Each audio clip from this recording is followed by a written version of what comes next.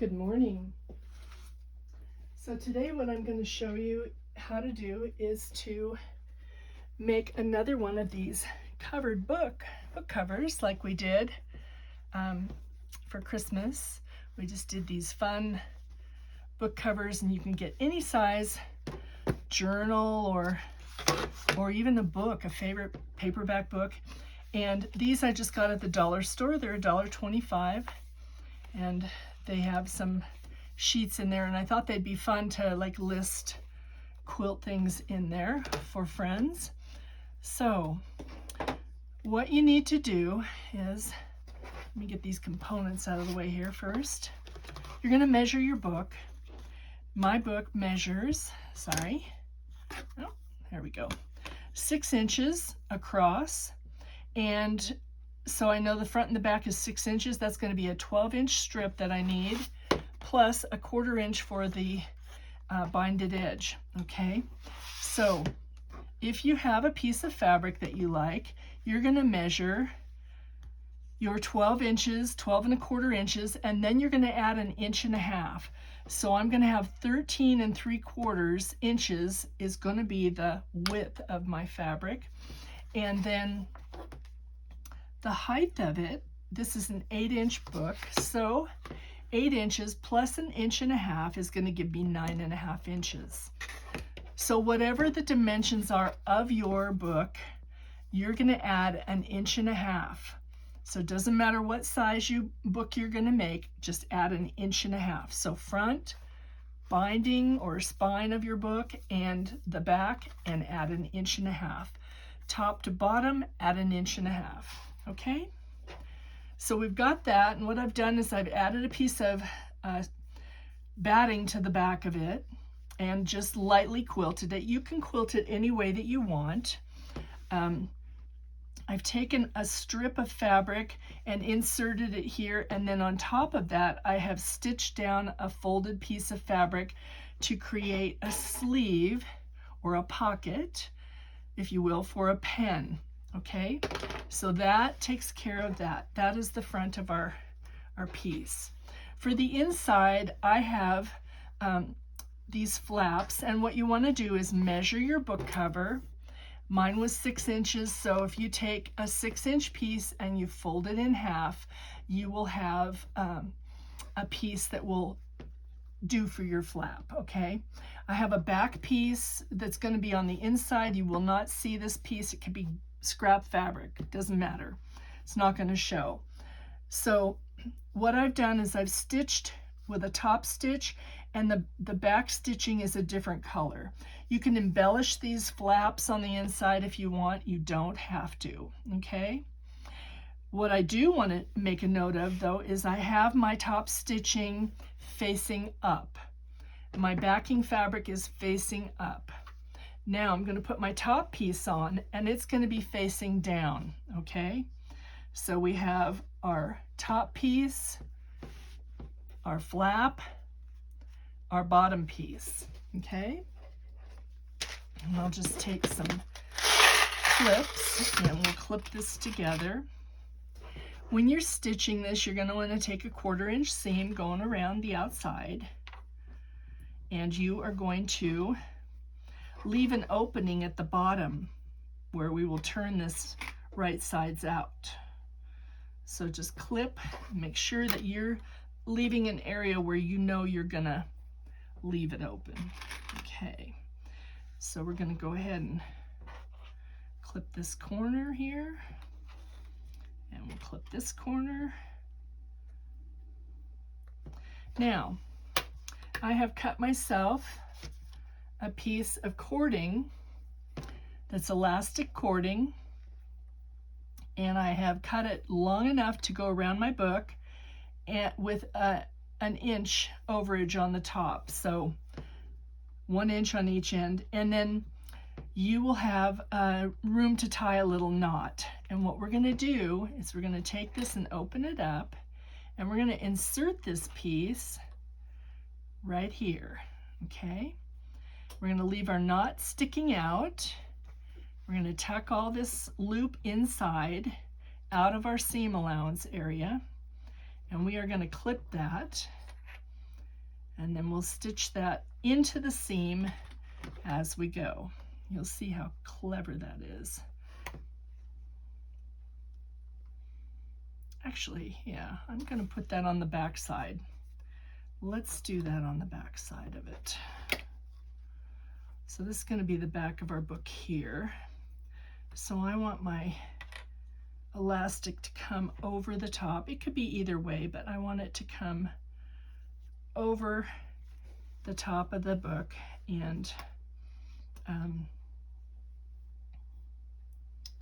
just like that. And then I can enclose it on the front. Okay. Let's get this over here. There. And you can see that on this one. It's tucked right in between the seam there, between the front and the back. Okay. There we go. All right. Let's carry on here. I'm going to start with my edge that I want the little open area, and I'm going to start, leave yourself about 4 inches. A good 4 inches is good. And you can take a nice seam allowance, a healthy 1/4 inch seam allowance is fine. You're going to have plenty.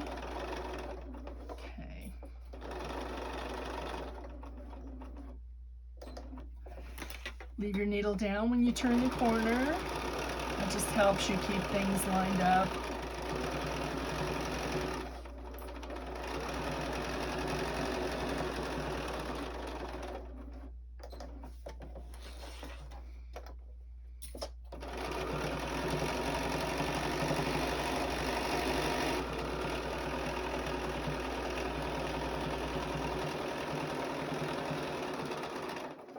Now when you get to the part where you have your elastic in, I want you to go stitch across that a few times just to really anchor that elastic. That's going to take a lot of pulling as you utilize it over time, and so we want to make sure that we have anchored that securely in our seam. Okay. Let's making our way around here. And we're down here. And I'm going to leave myself a good 4 inch area here to, if you back stitch, that'll help keep your seam in line there. Okay, now before we turn this, we're going to open this edge and we're going to press it. So I'm going to bring my pressing mat over and get my iron heated up there. While we're waiting for the iron to heat up, what I am going to do is I'm going to clip these corners, and I'm going to clip them. I'll move this over so you can see. I'm going to clip these and just trim out some of that excess. You don't want to clip into your seam. You just want to clip around the corner a little bit so you have a lot of that excess off. And that'll give you a nice sharp point when you're turning your corner. We are going to top stitch this, so that will help reinforce those seams. Okay, and just trim your piece that you had knotted up at the top, your elastic, and we'll get rid of this. Okay, now what I want to show you is you want to take this seam right here at the bottom where we have that open area.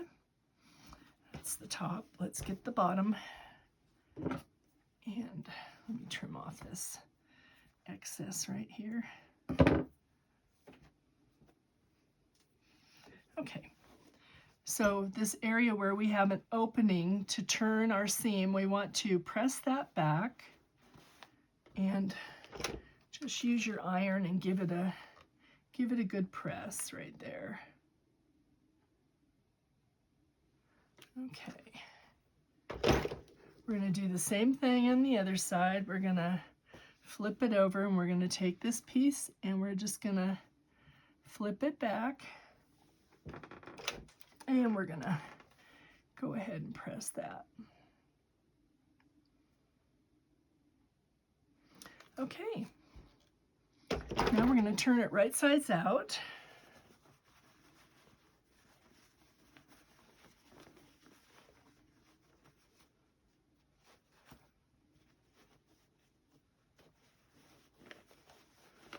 Okay, and this can be a little fiddly, don't worry about it, just do the best you can.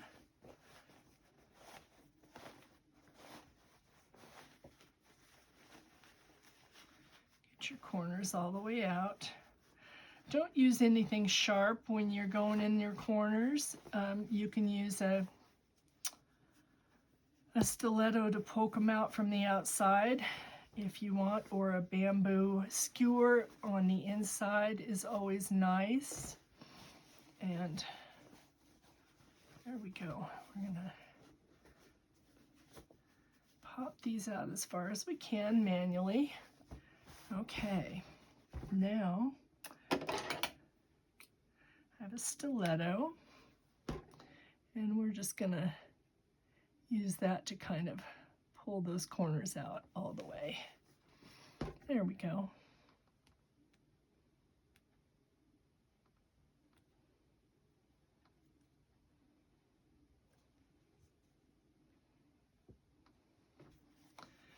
Same over here.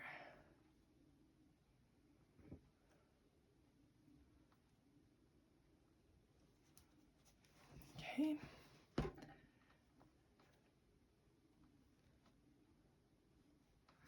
All right, now I'm just going to give this a general press so we make sure we've got all our edges open as much as we can. I'll just give it a little press to kind of relax the fabric where we want it. Okay, now we're going to top stitch around the edge here. And just do a small top stitch right next to your border. I use about a 5 on my top stitching, so you just want to take your time and go around this good. And if you need to pull out a little bit with your stiletto, you just go ahead. This is going to close up this area where we left it open for turning. So just make sure you have that lined up properly. And that's going to just do a beautiful job closing that up. Okay, oh, I caught on my corner there. Let's see. All right.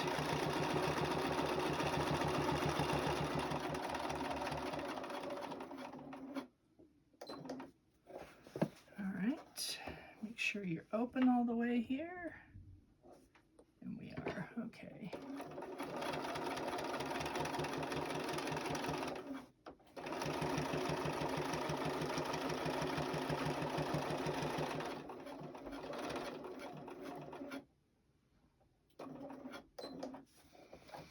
And on this part, we want to make sure that our loop, whatever we're using to anchor our book shut with, is out of our sewing area so that it's anchored securely. Just keep going around.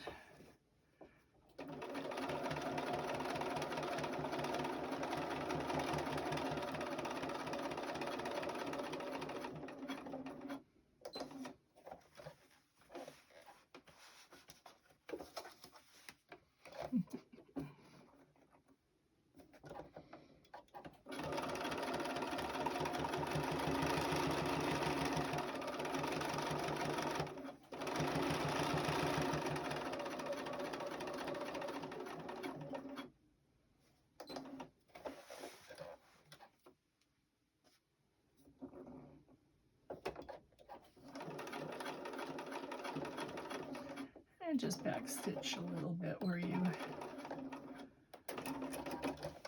Okay, that's it. Our book cover is done. Now, let's see what we've got going on here. I'm going to trim a few little extra threads. Just right there. There we go. And we'll tuck this in.